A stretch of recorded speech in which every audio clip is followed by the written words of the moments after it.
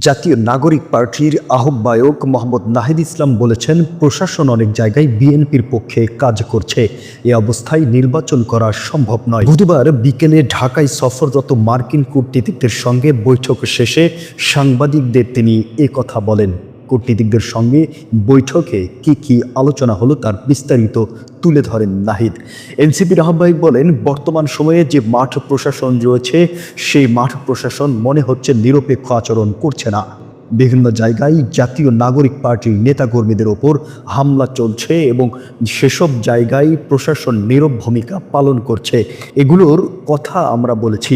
তিনি বলেন, আমরা দেখছি প্রশাসন বিএনপির পক্ষ অবলম্বন করছে।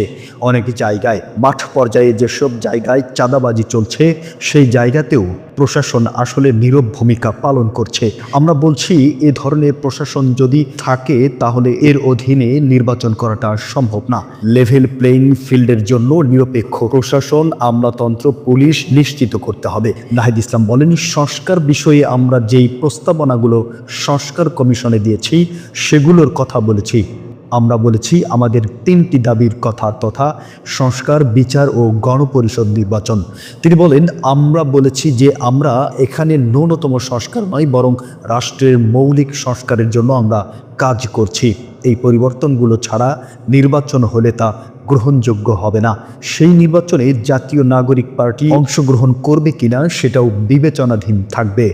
এই চ্যানেলটি সাবস্ক্রাইব করে বেল বাটনে ক্লিক করুন। সংবাদ সংগ্রহে উৎসাহ দিন, পাশেই থাকুন।